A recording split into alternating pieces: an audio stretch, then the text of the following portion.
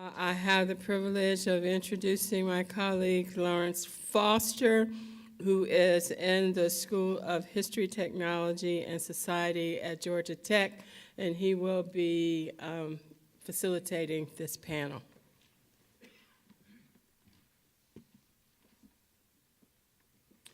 Thanks very much, Jackie. Thanks to all of you who are still here. And I think we have a very, very interesting session here for our final session tonight. I'm Larry Foster. I'm professor of American history at Georgia Tech, as she's indicated, and I worked with Marty for my PhD. I just wanted to just say one or two things about things that are especially concerned me, and then we'll introduce the panel a little bit differently than the other time, just each one before they speak. Briefly. I'm especially interested in controversial alternative new religious movements or cults, and on the whole role of unpopular religious movements, groups that challenged the establishment, groups that were out of the mainstream. And I'm also especially concerned about both as all of you people here I'm sure are, about both the positive and the negative sides of religion, and how we can try to encourage the positives and reduce the level of the negative potentials that exist. Personally, I see my own role as trying to encourage people to be better Protestants, Catholics, Jews, Mormons, Buddhists, atheists, or whatever their framework is. I believe in each tradition or non-tradition, there are ways in which we can come together. So that's where I'm coming from. Let me just now turn to our distinguished set of panelists here, and they'll talk a little bit about the major concerns that they have, how they have addressed those concerns, and the issues that they see. Our first speaker will be John Klink, president of the International Catholic Migration Commission, who has dealt with, in very direct ways, with a series of human challenges posed by the recent immigration of refugees all over the world, including to the United States. So I'll ask him to speak first. Thank you very much, Professor Foster.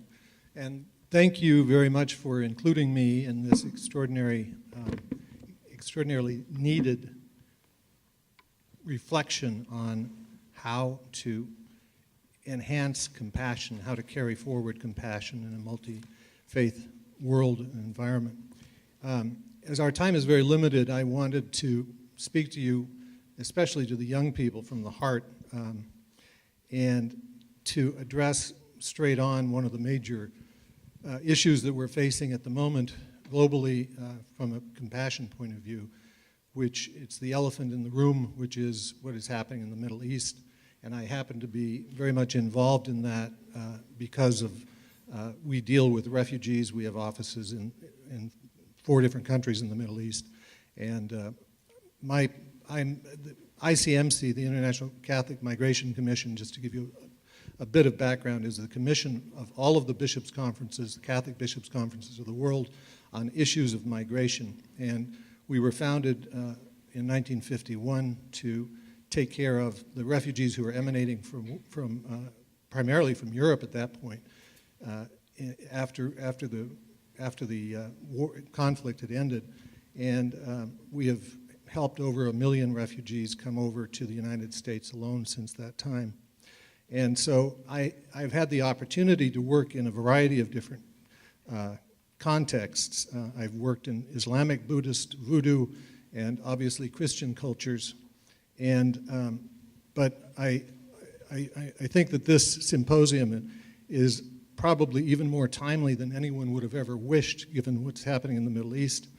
And while there are other major concerns that have preoccupied me, for instance, and in our organization, for instance, the prevention of human trafficking, I would venture to say that there is nothing even in recent or even longer-term memory that compares with the unashamed and unfettered abnegation of human dignity and the most basic human rights that we are witnessing each day in the Middle East and North Africa. And its inhumanity is, in my view, reminiscent of the depravity of the Holocaust, but its unhidden blatancy carries an undeniable responsibility to prevent its furtherance. And in addition to our obvious societal concern for the victims involved is the possibility that new generations might somehow become inured to atrocity when it is reported on a mind-numbing basis almost every day. This is what the last panel was speaking about in terms of, for instance, the media coverage of things. So how to face that reality, but also to bring hope, I think is what we are trying to really address. And I wanted to then speak about that atrocity just a little bit, which is that, for instance, as we have heard in Mosul for the first time in 2,000 years, there are literally no Christians because they are threatened either to leave, to pay a tax, or to face the sword. And many, many have faced the sword, including the beheadings of even children. So this is a reality that we see coming over the borders of people who have had to flee. And it is, while the media has reported primarily on the Iraqi situation, there is very little that is said generally about the Syrian situation. And Syria has had a pre-war population of 24 million. There are currently, at the present time, over 4.5 million refugees from that country and 6.5 million displaced people within Syria. So literally half of the population of Syria is homeless. And that is a recipe for every type of disaster that you can imagine. These Syrian and Iraqi refugees, which include a majority of Muslims, together with Christians and other minorities alike, have fled to neighboring countries, such as Lebanon, Jordan, Egypt, and Turkey. And thus imagine, if you will, 1 million new arrivals in less than 3 years in Lebanon alone, increasing its demographic size by 25% on an area of approximately 1/10 of Georgia. Imagine 1 million Alabamans or residents of South Carolina or Florida coming for dinner and staying 3 years with no likelihood of their returning home. Similarly, the third largest city in Jordan is a tent city. And the point I would like to drive home is that we ignore such human plight at the world's peril, lest the children, shuddering with their widowed mothers from the icy winter wind in tent cities, become another generation, another angry generation, whose hopelessness leads to a future of violence and retribution. But to be clear, my intent is not to leave you with only doom and gloom, for I am also old enough to have seen better things, a more inspirational past. When I was 25, I was asked to take over the Catholic Relief Services program in northern Yemen. And it was an interesting mix because the week before I was summoned into my superior's office, and he said, well, you know, we're just going to be sending you off to Yemen for about a month. And I said, oh, okay. And I said, so tell me something about what it's like. And he said, well, we'll get to that. So I hear this phone conversation in the other room, and Monsignor Harnett is answering the phone. He says, oh, this is CRS Yemen? I see. And Sister Rosita, oh, she died? How did she die? Of cerebral malaria in her camper in the desert? And her body is being sent to Cairo to be taken care of. And I'm saying, what happened? He goes, shh, shh, it's none of your business. And I'm like, really? So that was the beginning of my experience of going into the Middle East and finding, you know, I didn't know what I was going to find. But the most fascinating thing about Sister Rosita's terribly tragic death and speaking of, that was one of the reasons I was asking about cerebral malaria earlier, is that as a result of her work, which was to create a nutrition project in the Yemen, at her death, all of the sheikhs and the mufti came and sat in front of our office for a full day in homage to this great white American sister. You know, and for me, that was just an amazingly telling story of a cross-cultural difference that had been made, because they knew that she had died of the very thing that she was trying to help their families not die of, and they recognized that. So similarly, Mother Teresa, we had asked her to come to Yemen and send her sisters in order to deal with leprosy, and because up until she came, lepers were literally treated like lepers. And there was a home in Hodeida that was for mentally distressed and somewhat deranged people. And the only treatment that they gave them was a ball and chain and put them in a sort of like almost a cave, and they would come out once a day and be fed and put back in. And Mother gave them each a plant, a live plant, and their goal, their sole job was to take care of that plant. And in this God-forsaken place, I asked Mother one day, I said, which is worse, Calcutta or Hodeida? And she said, John, there is nothing worse than Hodeida. So I knew I had arrived at that point. And it was the only place where plants grew. The temperatures ranged from 85 to 130 degrees, and what I used to say was 110% humidity at all times, with sand blowing on you. So it was not a paradise, let's put it that way.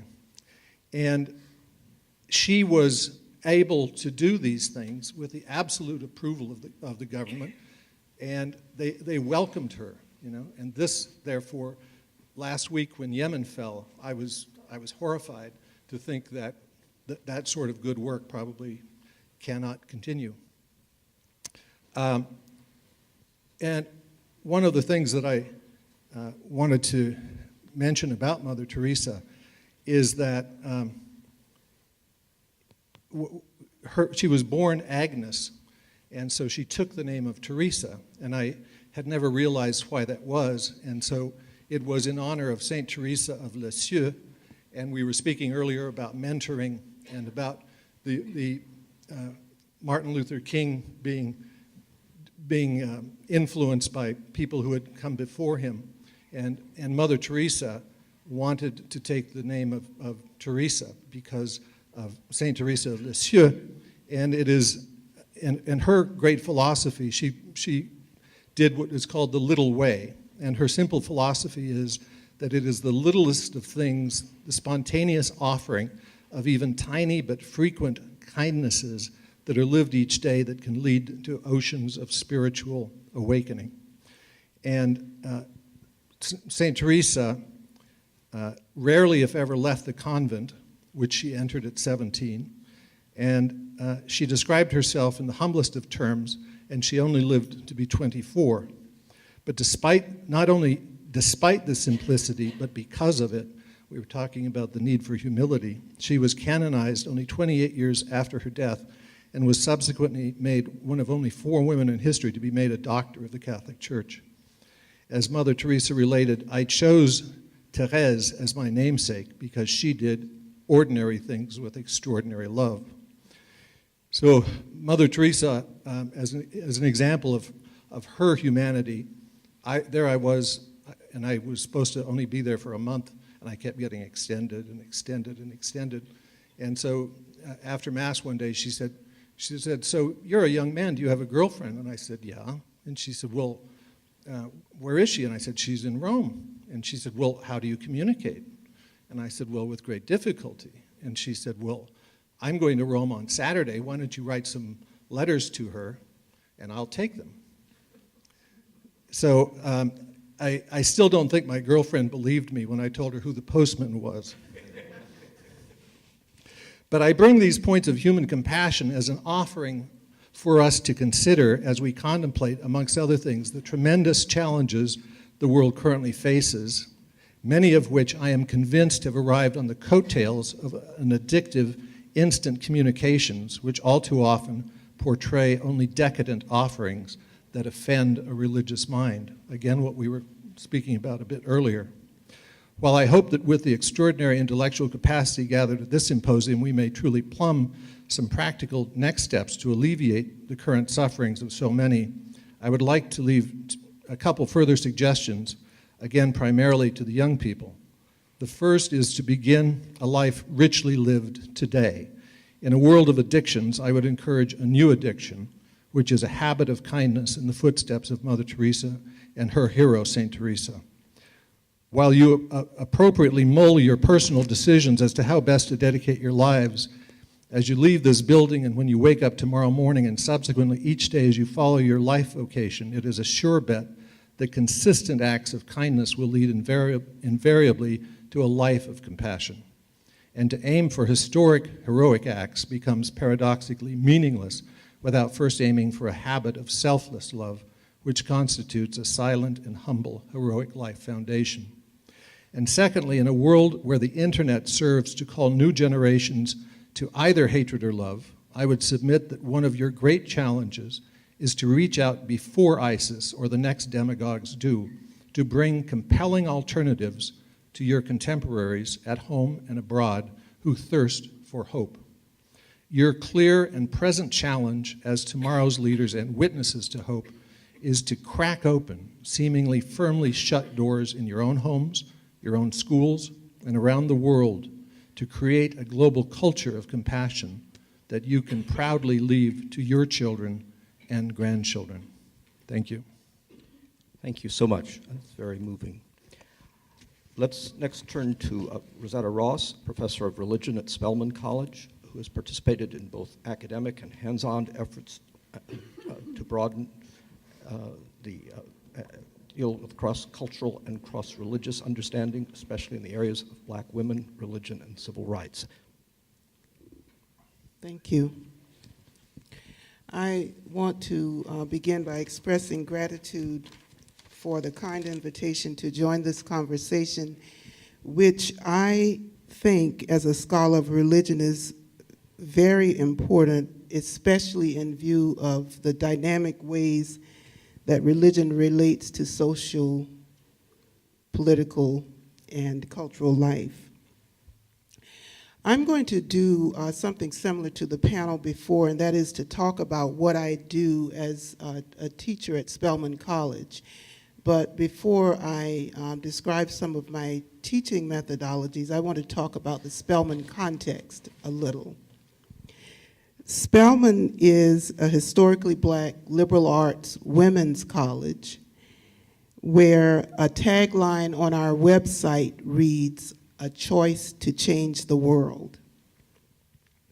A central component of the Spelman identity, which is, I think, very intentionally nurtured and propagated among students, is preparation of women to go into the whole world and to act as social agents.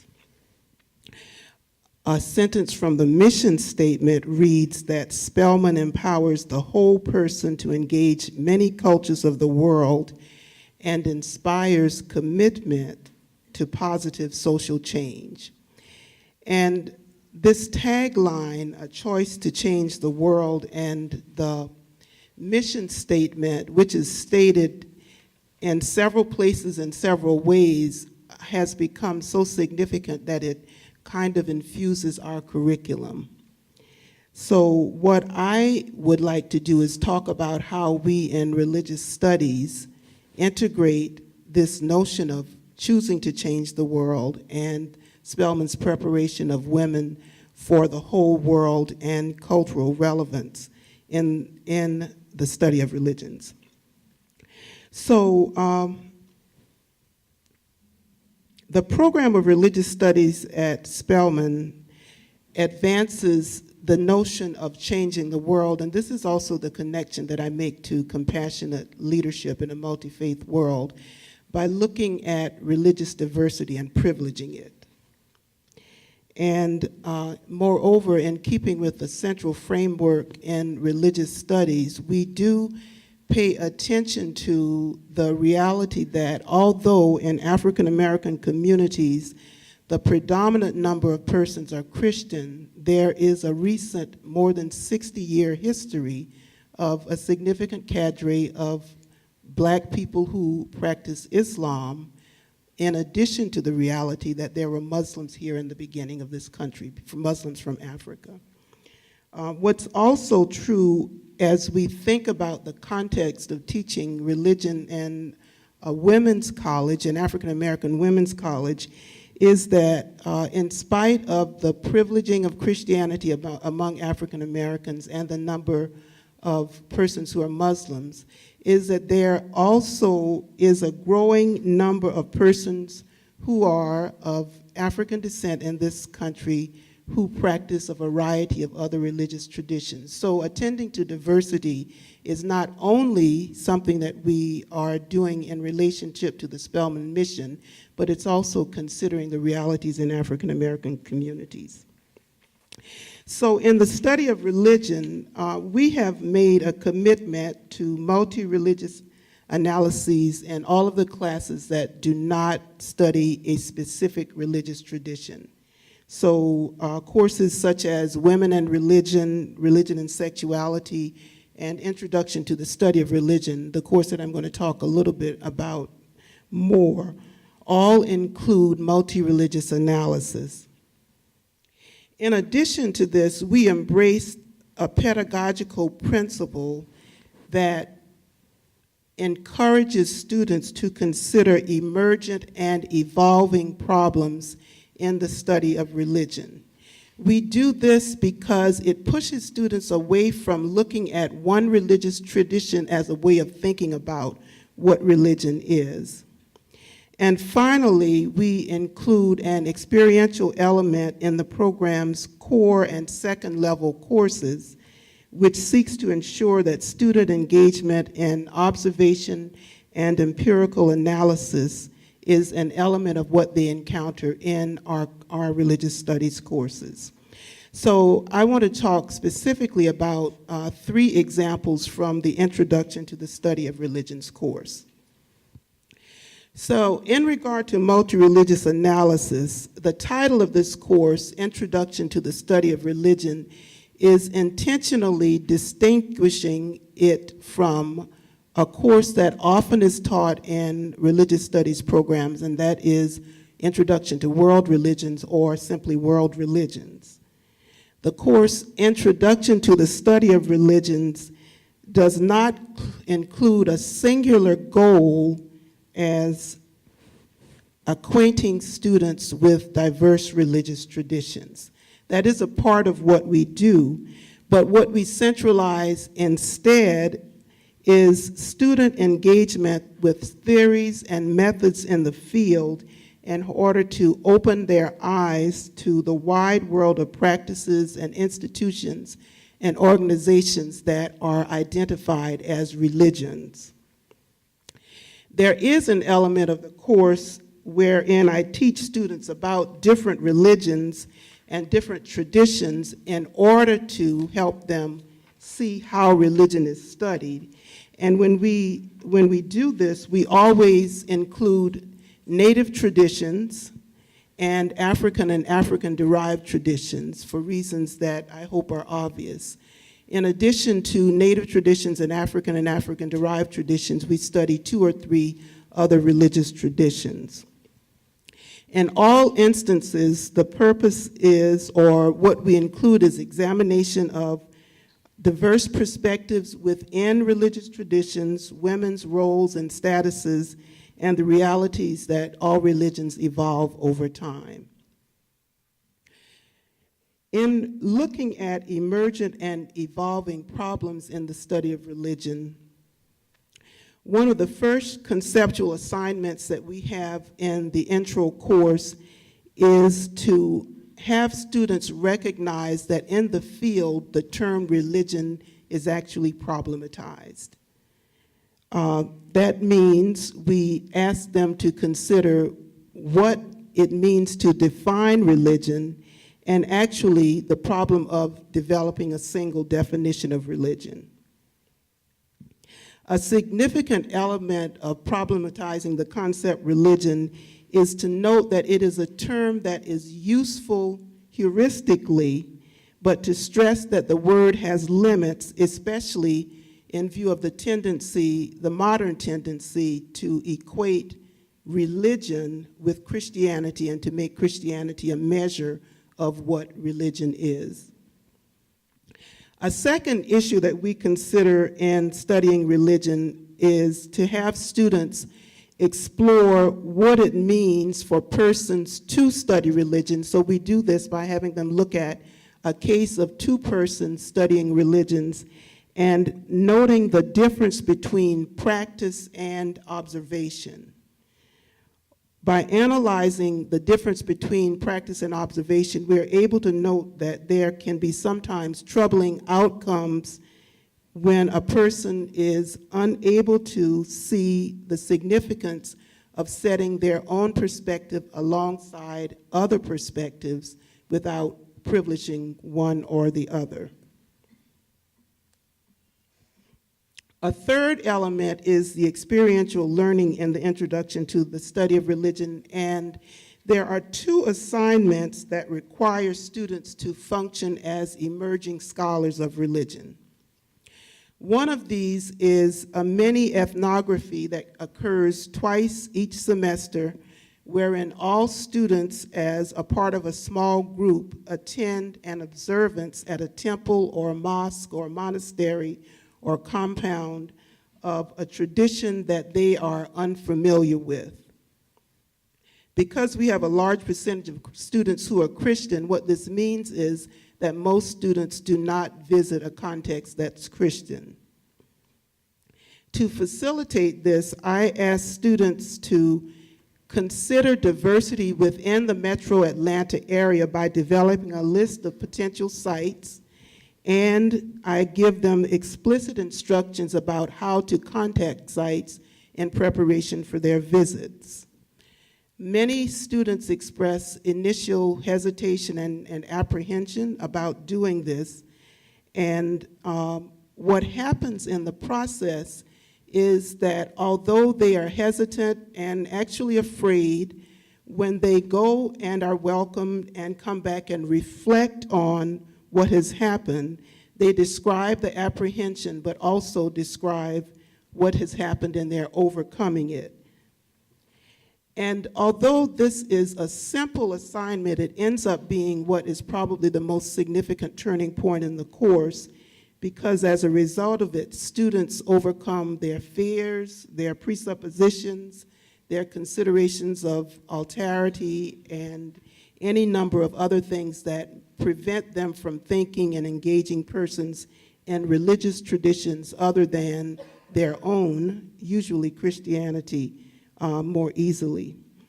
By the time of the second visit, there is anticipation of experiencing something new. So usually the apprehension of the first visit is replaced by some level of competency to visit a place that's unfamiliar and even excitement about what they're going to learn. The other assignment is a short research project wherein students design and execute a simple study that includes collection of data that's either qualitative, quantitative, or archival in order to answer a research question related to religion that they pose. The process of completing this assignment helps students further consider diverse perspectives and religions, as well as the multiple ways that religions intersect with public life. So when I think about compassion and leadership and the formation of persons who will make a difference in our world, the thing that I think of most is their sensitivity to and consciousness of others. That is, people who are not like me, or people who might especially be considered other than me, and in this case, especially people who are in other religious traditions. One of the things that I have as a final assignment for this course is to have students submit a 3 to 5 minute reflection, audio reflection, asserting what they have learned as a result of the course. I specifically asked them to reflect on new things that they learned about themselves. These reflections usually end up being a treat for me at the end of the semester when I'm wading through papers, because I enjoy listening to them talking about how they have developed some level of sensitivity and consciousness to persons in other traditions. And even though it's only initial, I see the possibility of continued development of these women as persons who are whole and who are prepared to engage the whole world.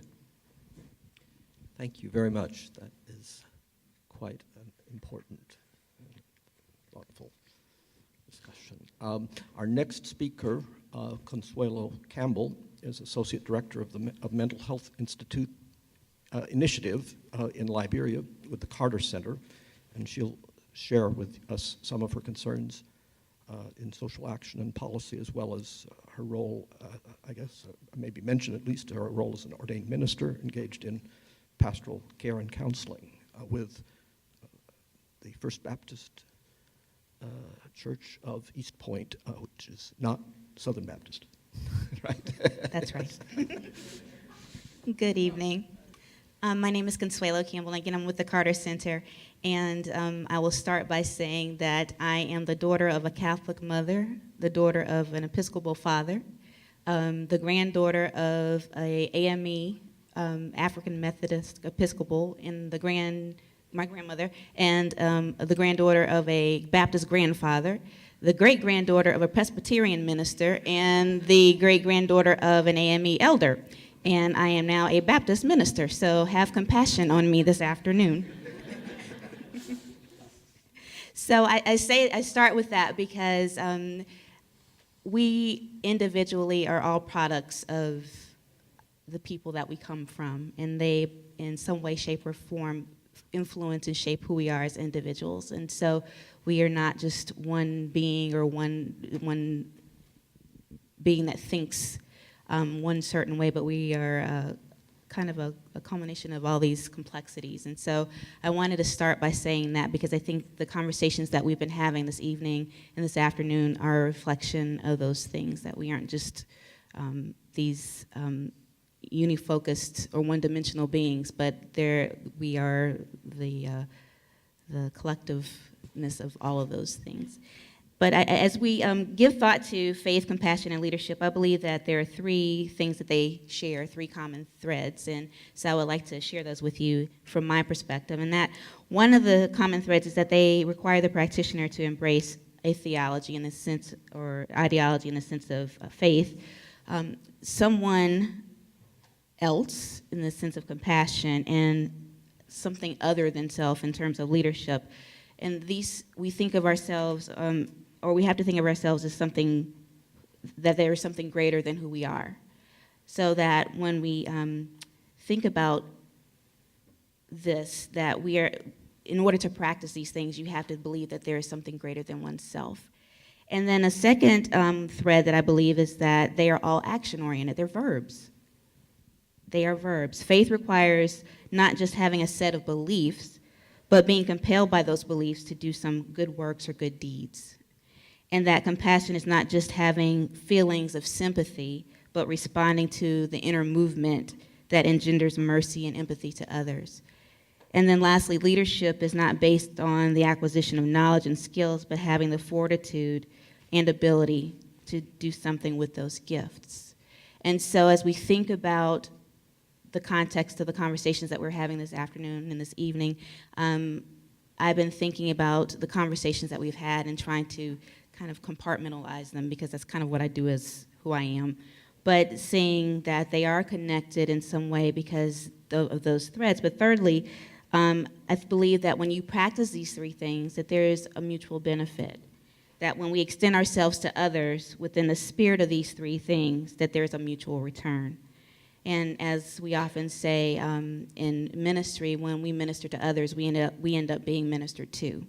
And so I think that as we think about these things, we should keep those in mind. I would like to speak a little bit about the work of the Carter Center. Many of you probably are familiar with the Carter Center and would like to share a little bit about it, because I think that the Carter Center embodies these three things: faith, compassion, and leadership.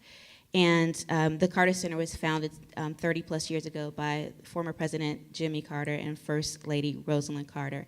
And the Carter Center operates in two main areas: peace and health.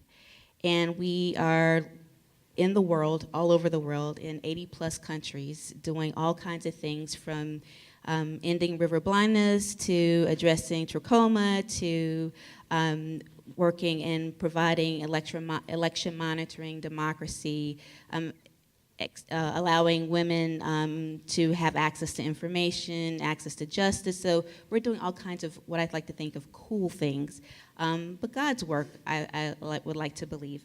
And so there are 5 principles that the Carter Center embraces as its philosophy. And I think that they also speak to the conversation that we've been having today. And the first is that the Carter Center emphasizes action and measurable results. So when we think about compassion and doing things and giving ourselves to other people and trying to understand people, it's one thing to pick up a checkbook and to write a check because an earthquake has happened in Haiti, or Ebola, there's been an Ebola outbreak in West Africa, or some other traumatic event has happened in the world. But it's another thing when you give with an intention and that there's an expected outcome as a result of that intention. And so I think the Carter Center goes about doing its work because they expect that there will be some results. It's not just going in and doing some nice deed, but that there is some work that's done with people with an expected result or an expected outcome. Secondly is that it does not duplicate the work of others. We fill gaps. We address issues other organizations will not or are not addressing effectively, and we do very hard work. We go to places that are often unsafe, either because of political unrest or because of disease or what have you.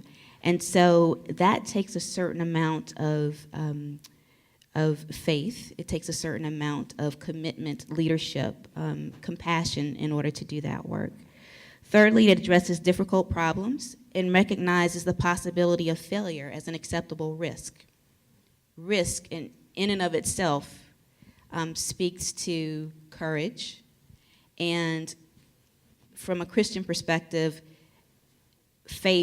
courage is based on, and for me, it's based on faith. In order for me to be able to step out and go out and do what it is that I believe that I've been called to do, there has to be a certain amount of courage or faith to do that. It is nonpartisan, and it acts as a neutral in dispute resolution activities. And so that openness to being a safe place or a safe haven for people to come together and to have dialogue and to discuss openly, to agree to disagree, but to work through problems and find resolutions, I think is important, and that speaks to the things that we've been talking about. And then lastly, it believes that people can and must improve their own lives for progress to be permanent, to work as a partner with local communities and shares with them the necessary skills, knowledge, and access to resources they need to build hope for themselves. And so I like the fact that the Carter Center does not go anywhere that it's not invited. And why is that important? Because we don't want to impose ourselves on other people. But then how do you get invited to the table? And I believe a large part of that is engaging people in conversation and being open. And so as we think about the multiplicity of faiths that are in our world, not having fear to engage someone in conversation, to be able to talk openly about one's belief systems without the threat of someone, or feeling threatened, or feeling like that person is going to try to dissuade you, or what have you, I think is important. And so I think that one of the reasons why we are seen as someone, a body to bring to the table to help with disputes and resolutions, and to help guide the way, is because we are willing to we have an openness, and we're willing to engage people in very difficult conversations and to take on very difficult things. Now, the work that I do for the Carter Center is around a body of work, or a set of health conditions that people often don't want to talk about, and that is mental illness. So my question to you, rhetorical that is why? Because I think that when we think about mental illness, it's not just about mental illness, but I think it often is a reflection of other things, other hard topics that we are afraid to speak about, or to address, or to come together around. And so when we think about mental illness from the Carter Center's perspective, a lot of our work, through the work of First Lady Rosalind Carter, and this is her baby, is that we address the issue of stigma and discrimination. Why is it that not only in the United States but across the world that the issue of mental illness is such taboo? It's something that we don't want to willingly discuss. But the fact of the matter is that within the United States of America, 1 in 5 adults suffers from a mental illness. Well, if we were to do a count off in this room, that would mean that several of us in this room have a mental illness, and that 1 out of 4 people globally suffers from a mental illness. So this is not something that is just sporadically happening across the world, but this is something that families are engaging or experiencing. This is their reality. And I think if that we were to be honest with ourselves, we all have someone in our families who may have a mental illness. We're talking about depression, schizophrenia, bipolar disorder, or what have you. This is something that I think that needs to be realized. And so the work in Liberia that we're doing is very wonderful work. We've been in the country since 2010, and we are in partnership with the Liberian Ministry of Health that invited us into the country to help to build their mental health infrastructure. Liberia has had a series of civil wars. The last one ended some 10 plus years ago, where 250,000 people were killed. And so that country experienced a lot of trauma, and that trauma went unattended to. You had the recruitment of children as soldiers. You had women, girls and women that were sexually assaulted and brutalized. You had men that were drugged to carry out the atrocities that they did. And so there's a lot of hurt and trauma that the country has experienced, only to more recently have the experience of Ebola, which has then triggered yet another set of traumatic experiences for many who have had that, who have had that trauma unaddressed. And even for those who have had the trauma addressed. And so three of the things that we are doing through the work of the Carter Center with the Ministry of Health is that we are taking existing nurses and physician's assistants, and we are training them in a 6-month comprehensive and extensive curriculum on mental illness, so that they become practitioners in their various counties. And so as a result of our work, we have credentialed 144 mental health clinicians, a new cadre within the country, and they are out in the fields. They're in hospitals, clinics, prisons, and schools, practicing mental health care to their fellow citizens. The other is that we've been affecting policy, that we've been working with the Ministry of Health to implement their national health plan and to try to have a piece of legislation passed. The country does not have any mental health laws on their books, and so we're trying to get a piece of legislation passed in the country. And then the third piece, which is stigma, is a huge piece, and we're working with stakeholders across the country to engage them around anti-stigma activities. Some of those stakeholders include pharmacists. Some of them include journalists. Why journalists? Because they need to be doing responsible reporting. They need to be compassionate and sensitive to the needs of those living with mental illnesses. We're working, soon to be working more closely with clergy and faith-based leaders in the country, traditional and more of your, what's the word I'm looking for? Prominent religions in the country. And so there is a lot of work to be done around that, around awareness building, around acceptance of mental illness, and not that it's a result of, taboo, God's wrath on the country for the Civil War, Satan's attempt to take over one's mind. There's a witchcraft, whatever you call it. So there's a lot of work that we're doing around that. So those are just some of the things that we are doing in Liberia, but I think that Liberia is not any different than what's happening here in the United States as we look at mental illness. And I think that the church, whether it's or the temple or the mosque, has work to do around mental illness, because in congregations or in the marketplace, wherever ministry is taking place, people are living with mental illnesses, and those issues, those illnesses need to be addressed, but the people need to be supported. Thank you. Thank you very much. Next, we have Jeremy Cole, the Managing Director for the Southeast region of the U.S. Fund for UNICEF, and who has worked in a variety of capacities with educational programs and refugee issues. Thank you very much. Yeah. Thank you. It's really a pleasure to be here.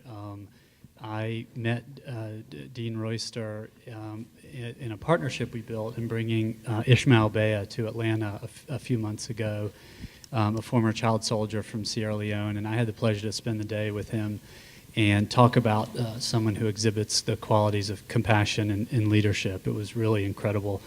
I'm really excited, I'm honored and privileged to be up here on this panel and with the speakers that have come before to talk a little bit about UNICEF's work and UNICEF's role in leadership and compassion in our multi-faith world. And I want to do that by talking about the issue of proximity. And I've been reflecting on that all day as I've heard the speakers. And as I was preparing my remarks before I came, the issue of proximity is one, I want to focus on two things when I'm talking about proximity. The first is the proximity that we all have to children, whether our own children or nieces and nephews, and that the ability of that proximity to be a path for compassionate leadership. And I want to talk about UNICEF's work in that. And then I want to end by talking about the challenges of proximity, that a few of the challenges, there are many that I see in our world today. But to start with the issue of proximity to children and how that's a path to compassionate leadership, I think there's kind of an inbuilt compassion and leadership present when we focus on children, as individuals, parents, as communities, as institutions. And I've sort of delineated several ways in which that compassion and leadership is inbuilt when we focus on children. The first is that there is an overflow of compassion in children themselves and in parents of children.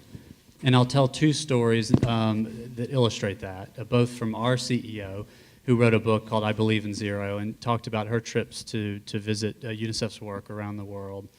The first story is that one of her first trips, she went to Malawi. And during the trip, the UNICEF officers took the group to a birthing clinic. And they met a pregnant mother. And Carol, our CEO, was there with the woman. In fact, she wasn't pregnant. She had just given birth.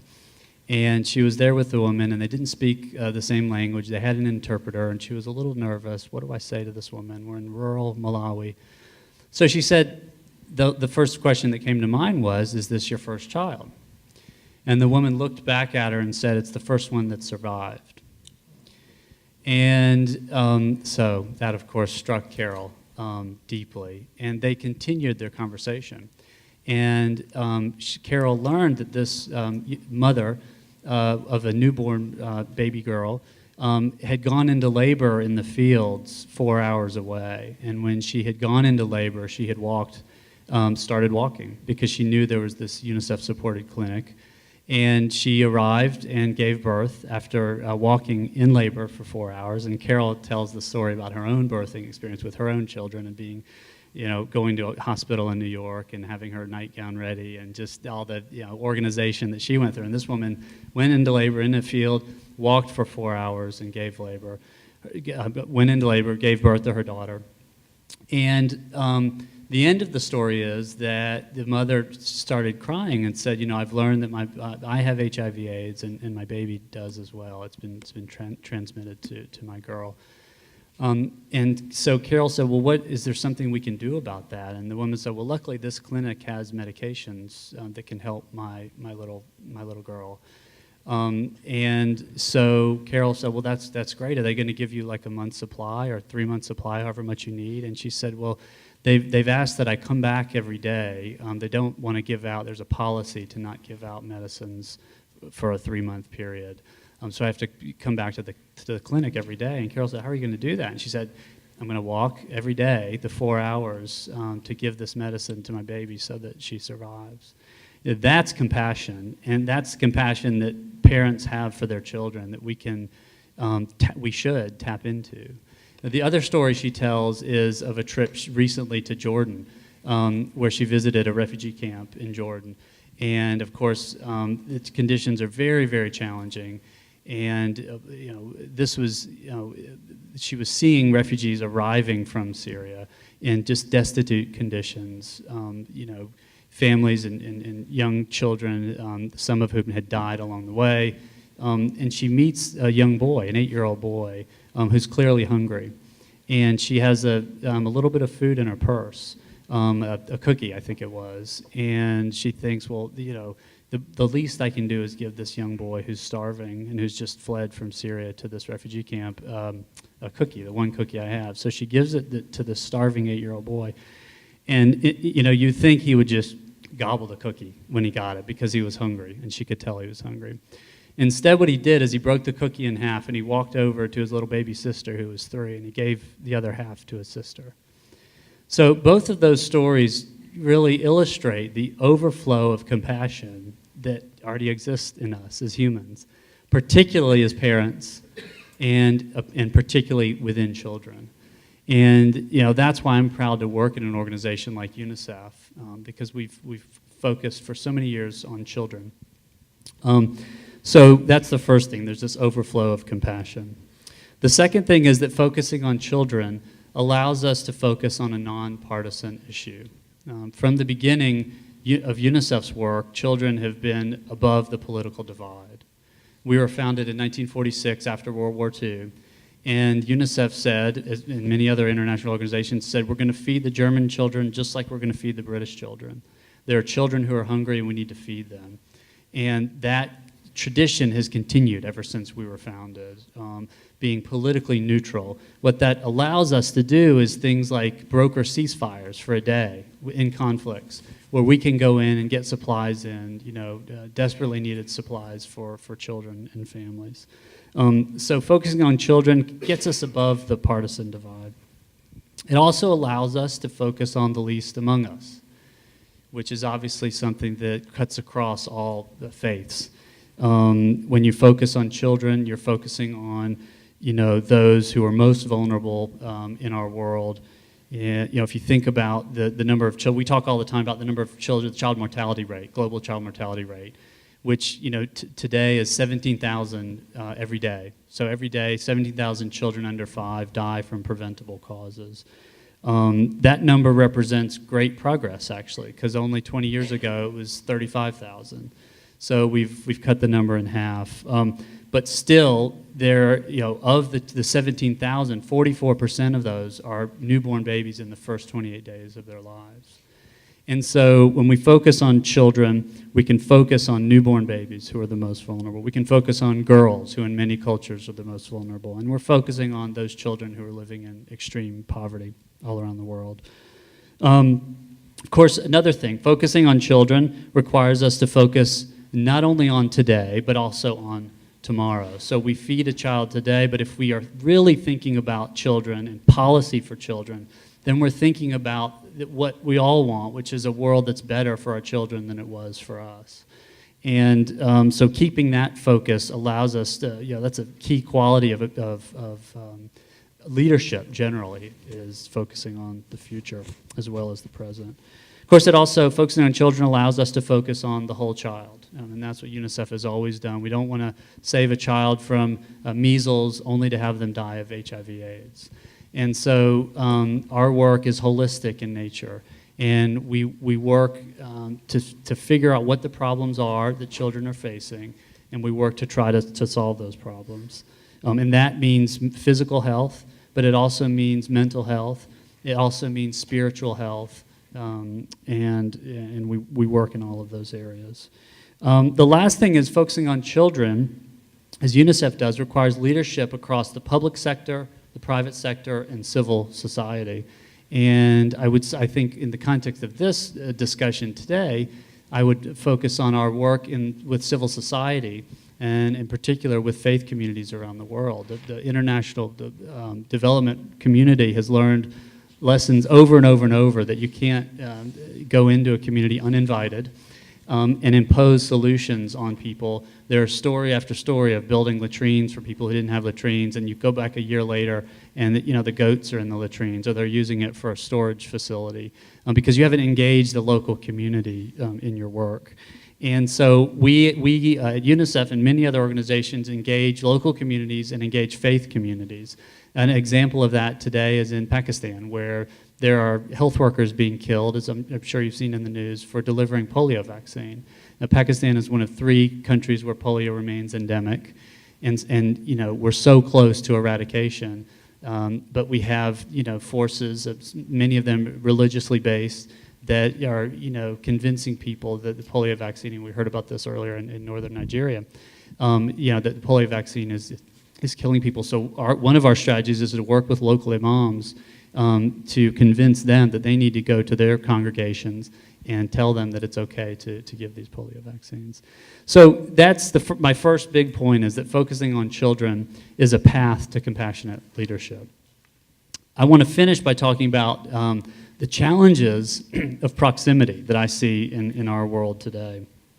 And I'm stealing this, I will readily admit, from a talk I went to at the Carter Center a few weeks ago from a book talk by a guy named Bryan Stevenson, who wrote a book called Just Mercy. And he talked about proximity. So I'm going to tell one of his stories in a minute as well. But his point was that we have to get proximate to the work, that compassion only arises when we get proximate to the work. And I'm convinced by that, because it's the big challenge of my work. As the director of the Southeast Regional Office for the U.S. Fund for UNICEF, I'm constantly talking about the needs of children over there.